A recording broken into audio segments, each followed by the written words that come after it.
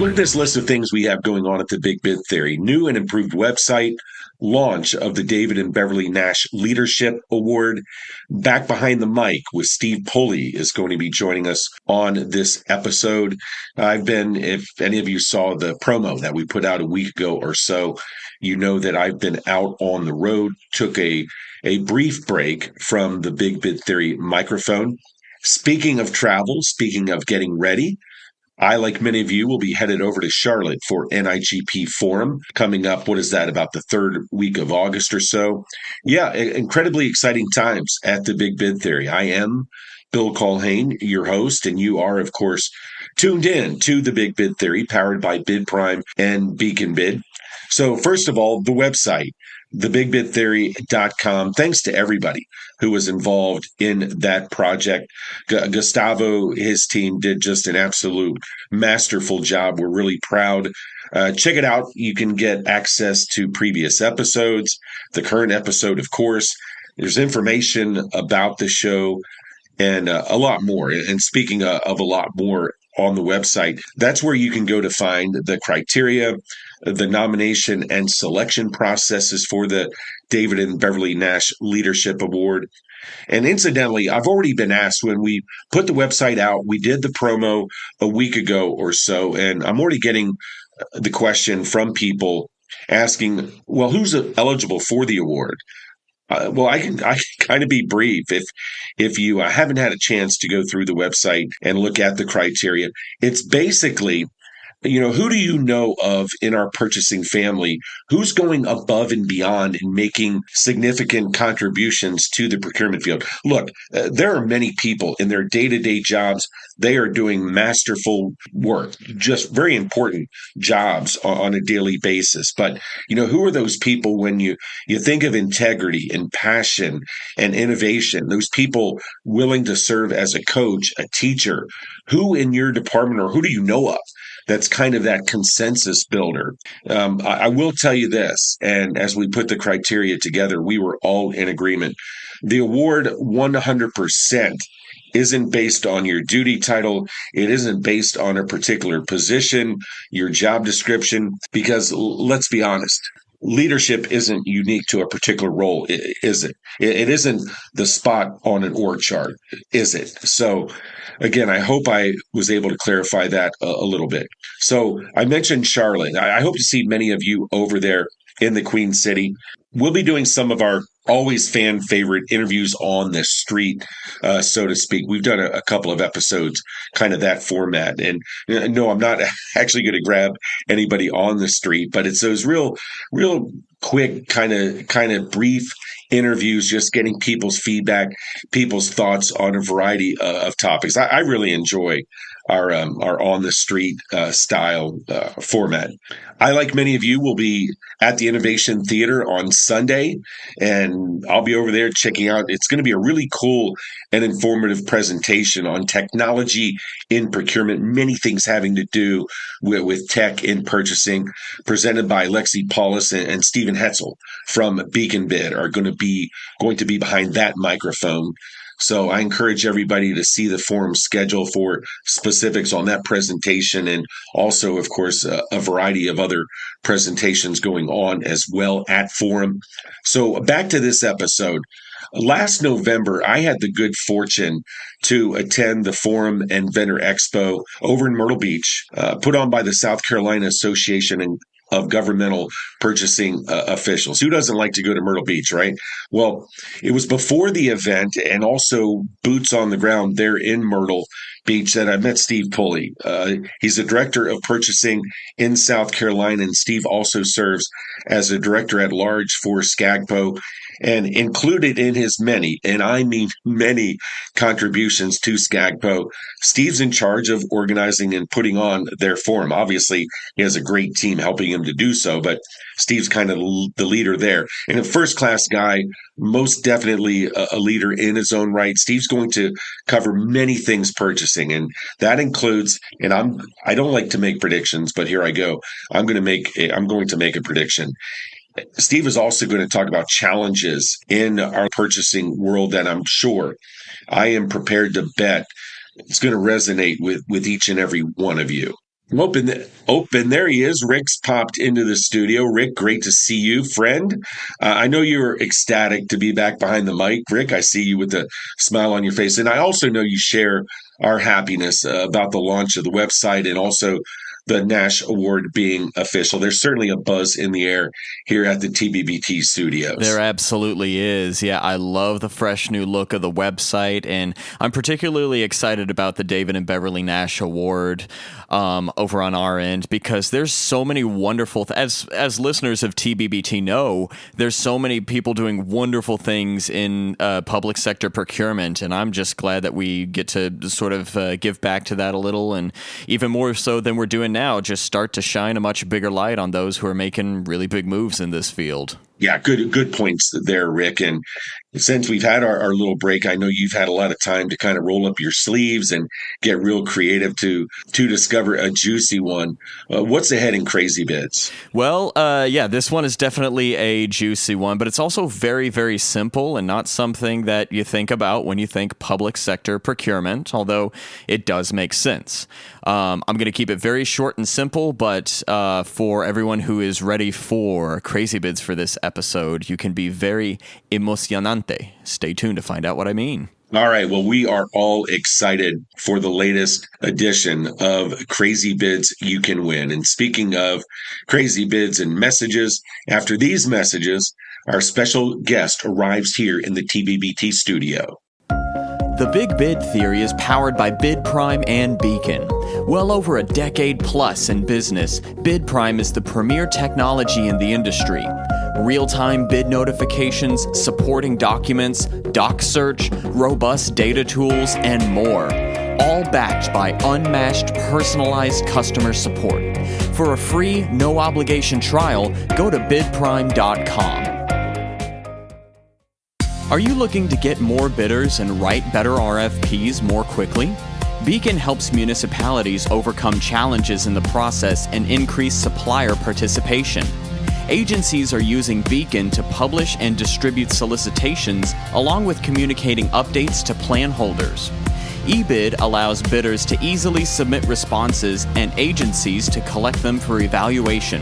Also, Beacon is the place for access to the RFP archive, a massive searchable database of previously published RFPs to more quickly write better RFPs. To learn more, visit beaconbid.com. All right, Rick. Well, thanks for firing those off. Earlier, I introed Steve Pullie, and by the way, you can go to the episode description for his full bio, but I can assure you, Steve is an uber. I mean, a very experienced director of purchasing over there in the Palmetto State, the great state of South Carolina. And of course, some of you who know my background know that I have a connection to the state of South Carolina. I worked in aerospace studies at Clemson for a few years. Once upon a time, my oldest son was born there in Greenville, South Carolina. So South Carolina definitely has a place in my heart. But back to Steve. Steve, along with being a director of purchasing, is also director at large for SCAGPO. Steve has his fingerprints, I already said it, all over what takes place with SCAGPO. In short, Steve is one of those people, he's simply a doer. And here is our conversation with our friend, Steve Pullie. Hello, everybody, and welcome back to the Big Bid Theory. I'm your host, Bill Culhane, and for those of you who saw the promo that we sent out last week, we've been on sabbatical a little bit. I had a couple of events over in California. Let's see, a couple of weeks ago, I was up in the Dallas-Fort Worth metro area at an event, and I was just in our nation's capital, D.C., last week. But it's great to be back in front of the microphone, in front of the camera. For those of you who are tuned in to our audio-only version of the show, the updated website is now out there, and also the Dave and Beverly Nash Leadership Award. All of the details on the nomination and selection process can be found at thebigbidtheory.com, at that before mentioned new website. So anyway, speaking of leaders, it's time to bring on our good friend, Steve Pullie. And Steve, bear with me. I want to make sure I get this right. Steve is the Director of Procurement, South Carolina Department of Probation, Parole, and Pardon Services. Also, he's a busy guy, also on the board of directors, director at large, the South Carolina Association of Governmental Purchasing Officials. Steve, welcome to the show. Bill, thank you. That's a mouthful. I appreciate it. It is, yeah. You must have a really, really large business card. It makes the day go fast, Bill. I like it. It's always something to do. Gotcha. So let's start here. You're involved in SCAGPO, as I mentioned just a few seconds ago. I personally, it was a year ago, I was fortunate to attend SCAGPO's event there in Myrtle Beach, South Carolina. I've been to Myrtle Beach many times. The Hook and Barrel is one of my favorite restaurants on the planet, just as a side note for those of you who are wondering. So the event, the trade show conference is coming up November 3rd through the 6th, and it's at the Myrtle Beach Marriott Resort and Spa at Grand Dunes. Again, a beautiful facility. I've had events in Conway right down the road at Coastal Carolina, and that's usually where we stay at this hotel. Absolutely, I don't use this word often, but spectacular. But Steve, if you would kind of take our audience through some of the details, the schedule, what folks can anticipate who are headed over to Myrtle Beach. Bill, thank you so much. I'll serve as the sponsorship chair for the SCAGPO Forum. It's our 46th this year. Traditionally, it's been held in Myrtle Beach, like we are this year at the Grand Dunes. Our final year in Grand Dunes, we're moving to lovely Charleston, South Carolina next year. Membership has kind of wanted to explore that beautiful area of our coast, but it is at the Grand Dunes this year. It's a wonderful vendor member event. Our job is to try to get our members certified and trained in this world of procurement that we live in, but also to build those partnerships with our vendor community. It's a very fast growing show. I think one of the fastest in the Southeast. We're up to about 100 vendor attendees booths this year. We've sold out the booth area typically the last 3 years post-COVID. We're headed quickly toward a sellout. Now we're 70% sold out for this year's show. It'll sell out in the next couple of weeks. What we do is we try to build those partnerships. We have a couple of on Sunday, the 3rd. We have a Top Golf event, which is a vendor member, kind of a mixture that we bring everybody together. We have our typical regular golf tournament event that we mix the teams up and play for prizes, both on that Sunday. And then on Monday night, the trade show opens on Monday morning. It runs through Tuesday afternoon. On Monday night, we have a very nice bowling reception that we do with the vendor members. So our whole goal is to build those partnerships. It's how I met you. We had a great college football talk, which is one of my favorite subjects, along with a business talk, which has led to a deal. And that's what we do. We meet people, we build relationships, and we kind of go from there, because you never know what, as a procurement director, what I'm going to need, what my agency is going to need to purchase. So if I've met someone, built that relationship, it makes it easier. Very good. That's a great synopsis there, Steve. And for anybody who wants more information about the event, get out your pencils and pens. You can go to SCAGPO.org. That's scagpo.org. And there's a great summary of and a schedule, so everyone can understand exactly what's going to take place there. And I'm going to give a little plug for the SCAGPO conference. Again, I was fortunate to be there. It's been about 8 months ago or so. I go to about myself 20 to 25 events per year. And at SCAGPO, like others, but you can really sense that the agency attendees who are there are genuinely, and that's the key word, genuinely interested in discovering what's out there, have conversations. And so on the exhibitor side of the house, I know that's important. But anybody who's tuned into our conversation, Steve, let's kind of break it down into two segments. First of all, for agency attendees there in the great state of South Carolina, why should they get involved with SCAGPO? Why should they be in Myrtle Beach the first week of November?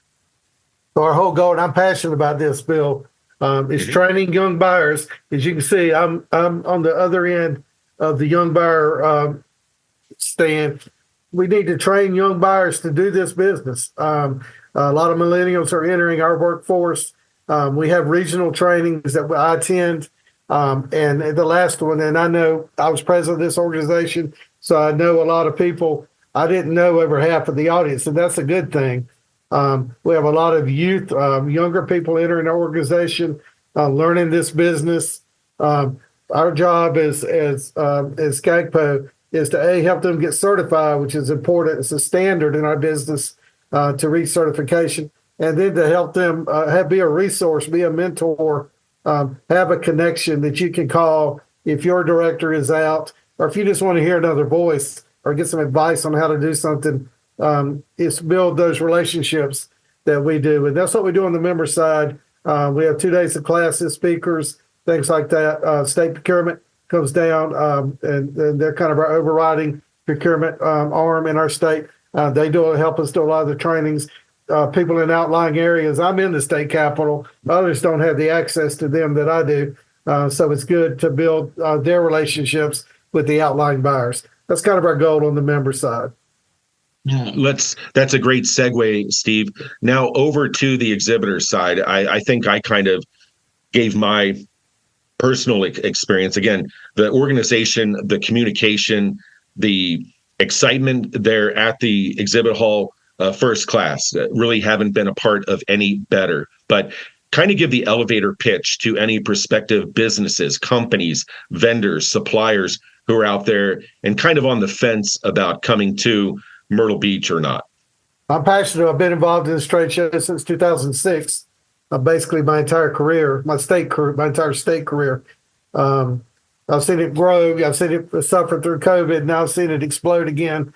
Our association exists. This trade show exists because of our vendor member partnerships. We couldn't put it on without the support we received from the vendor community. It's very well received. Our members are very good about visiting these booths. They're not just shopping, playing golf, and all that kind of stuff. They understand the teamwork that's built between these two sides. And we try not. When I started this business in the late '90s, I don't want to call it antagonistic, but it wasn't partnerships. It was a vendor and it was a buyer, and those were not always on the same side of the fence. Now this has come full circle. We strive to build more teamwork, true partnerships between the two sides. That's what we try to do. My little pitch is we do have an early bird discount. It ends tomorrow night, Friday night. But we have booths left. Co-sponsorship at scagpo.org is the email address. I'll certainly be glad to try to help you get a booth, and would love to have you guys attend. It's a great time to meet local government, state and local governments, universities, colleges, and state buyers all in one setting, and not have to go drive throughout the state of South Carolina or reach out to that many via phone calls or teams. You can do it in one place over a 2-day period. Yeah, it is a great opportunity for all of the suppliers / vendors out there. And just a point of clarification, not sure, of course, we're out on the wide world web with our show, but just again to clarify that Steve and I are recording this conversation on the 1st of August, 2024. So be mindful of that in terms of the scheduled deadlines, those kinds of things, just to be safe there. Now, one thing that I've picked up on, Steve, and obviously you and I have spoken often over the last year or so, and as we prepared to go to the SCAGPO conference November of 2023. But one of the things that I've noticed, and I have spent exactly 0 days working in an agency. I mean, let me be clear there, right? I'm not in the trenches, in the foxhole of agency life. But one thing that I've noticed as I've traveled around, and I've gone from Boston to Hawaii and everywhere in between, everybody's heard my line. One thing that I've noticed at these conferences is they tend to host at least 1 or 2 sessions about retirement. Yep. And let me tell you, when I go to these shows, those particular sessions are full. There are people transitioning out of, whether it be retirement or maybe going to another role elsewhere, maybe going to the private sector. But anyway, my question to you, Steve, is if there's anybody watching our conversation who's considering a career in purchasing, you have the floor. Why should somebody at least inquire, investigate the opportunities that are out there? Because it seems like they're plentiful. So that's a great question. I think it's a extrovert's job. You know, you need to enjoy talking to people. If you enjoy talking to people, and you don't want to do the same thing every day. I never know what my day is going to be. I run the fleet program here, the warehousing program, with, of course, the procurement and contracting program, or the PCAR program. There's always something to do that's different every day, a different conversation that I have to have. If you don't want to just go in and do a routine task every day, look into public procurement. The money has certainly gotten a lot better. The average salaries, I think, have almost doubled since I started in this business, which is a good thing. They've kind of caught the finance side. So the money is now there for young people getting in this business. And it's just something millennials like. I've noticed they change jobs a lot. A lot of that is boredom. In this world, it's not boring because you have such a wide variety of things that you can do on a daily basis. And I think it's lots of opportunity to move up. If you're in a state government position, you can, once you're in the state's ERP and and you're an expert in how that works, then you can look for jobs in other agencies that are next levels up. And that's what I see folks doing. I think it's a good career laddered position that has a future. So that's why I think people should consider it. Gotcha. Now, I'm going to try to tread lightly here, try to be a little careful when I ask this question. It's asked with a preponderance of respect because, everybody has their own situation, everybody's different, et cetera, et cetera. But you and I both know that it doesn't matter if it's private sector, public sector, but sometimes and I'm raising my hand myself, but sometimes we fall into that mindset of this is the way we've always done it.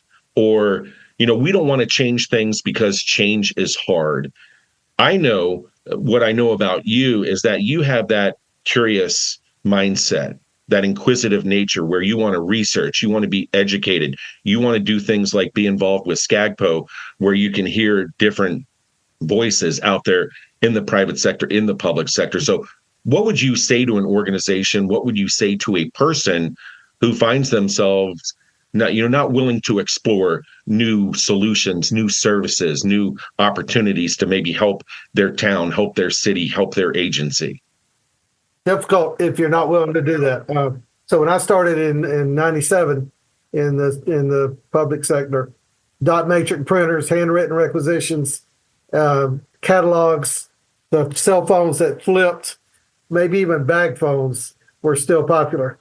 And now I would have never envisioned Teams calls, Zoom calls, being able to talk to you from where you are. The preponderance of the internet, AI is such a massive change that is hurtling down the track that some folks are scared of. But it just, my opinion, needs to be embraced, properly embraced. I'm on the AI task force here at my agency. Our state is releasing a lot of stuff about it because this change that's coming. You have to be willing to change to make us more efficient. The old days with having to type out literally on old systems, on typewriters, and I came in on the tail end of the typewriter and right at the beginning of the dot matrix deal. And we've come so far now with just the speed you can get things done, the communication that you can do via cell phones, text, FaceTime, Zoom, Teams. It's difficult if you're not willing to take advantage of the modern tools and the benefits that come from that. The world is open now. I'm looking for a project management software piece. I don't know any project management software companies offhand, but I found 6 in about a week by doing a market research study through the internet and reaching out globally. And we couldn't have done that in 97. So without a lot of typed out letters mailed to people through the U.S. Mail Service. So I urge people to embrace that. You may find some of your management is against change, which is more likely what people face. We have to educate them about the benefits of what we're trying to accomplish and what the change leads us to down the road. Excellent words, Steve. And yeah, I mean, you don't need me to echo what you just said. You said it beautifully. But yeah, there is technology. There are new improving solutions, heck, industries that Yeah. 20 years ago didn't exist, 10 years ago weren't on the radar. And so, yeah, there's a lot of information out there.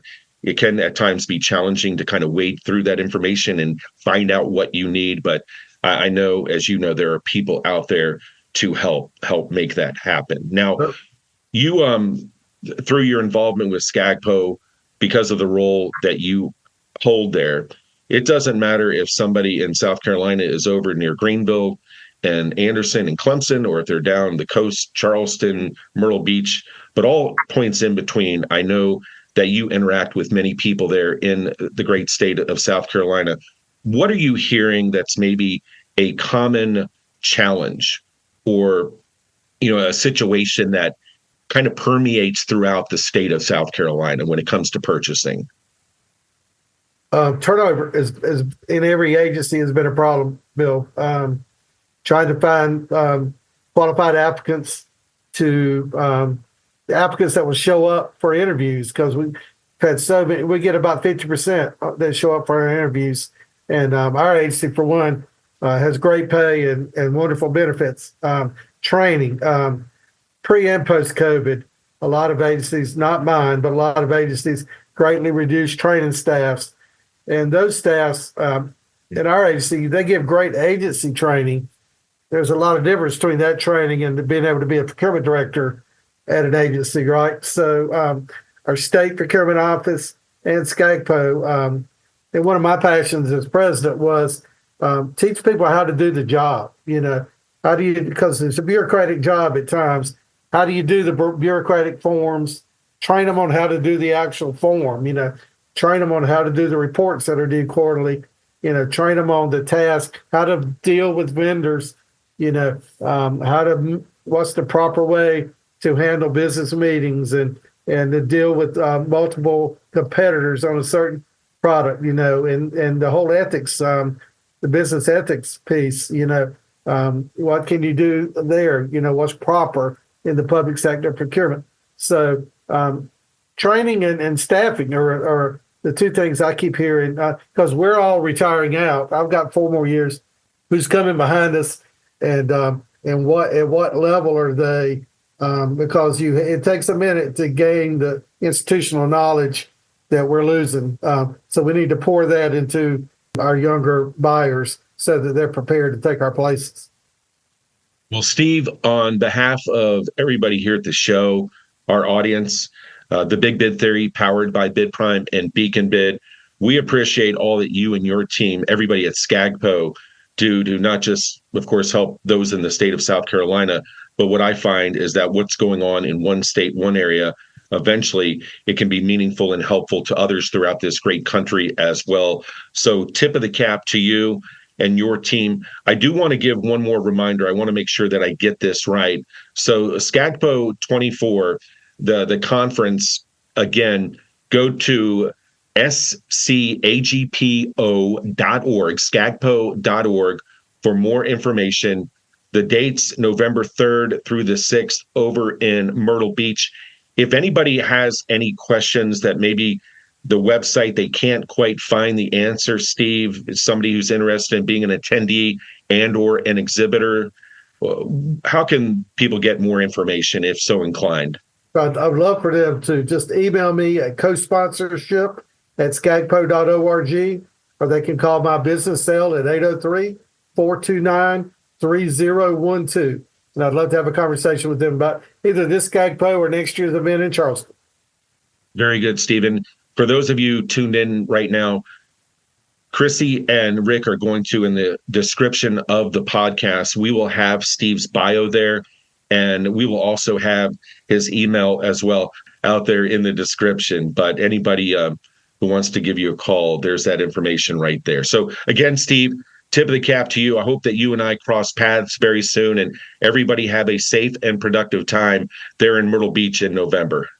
Thank you, Bill. Thank you so much. All righty. And there it is. Many thanks once again to Steve for those important and informative words. And I'd be curious, by the way, to know how is staffing at your agency, in your department? What is the experience level amongst your team there where you are. And you heard me, if you listen to the conversation with Steve, you heard me say it whenever I travel around. That's one thing that I hear from virtually everyone is, trying to replace these experienced people who are retiring or moving on, and trying to drum up the interest in people to enter the ultra important purchasing world. So, Rick, speaking of experience, you are experienced, of course, at delivering crazy bids. What you got? All right, I've got a pretty easy and simple one for us. So, for today's crazy bid, I will direct everyone's attention over to the Los Angeles Unified School District, or better known as the LAUSD. I know many vendors that I work with are very familiar with the LAUSD. They put out tons of bids every year for a very wide variety of things. So what I'd like to bring to your attention today is that they have a bid that I believe is due for responses on the day that this episode comes out and here is the bid title, Mariachi Instruction. If you're not aware of what mariachi music is, it is a wonderful styling of music that comes from Hispanic culture. I was actually very lucky to be part of a school district growing up that had started to put in instruction for mariachi music basically as its own class in high school. And I did come from a sort of like progressive school district over in North Texas.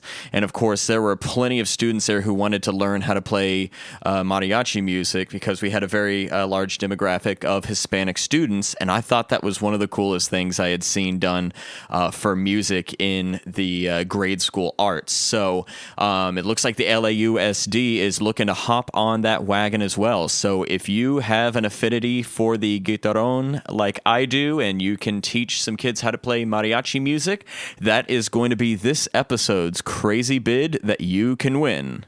All right, there is another interesting, intriguing, crazy bids you can win. I know I'm a little bit biased, but clearly the break, Rick, didn't cause you to lose your crazy bids mojo. Great job. Well, that's going to do it. Again, I encourage you, I ask you, nominate, submit, and recognize a leader in our purchasing community. You know who you're thinking about over there. Go to our website, thebigbidtheory.com. All the details there for the David and Beverly Nash Leadership Award. Follow us on X or Twitter, however you refer to it. We are at The Big Bid Theory. My Twitter is contract_hunter. TBBT is also on Facebook, LinkedIn, and of course, YouTube as well. Tell all your friends about us. Powered by Bid Prime and Beacon Bid. See you at Forum.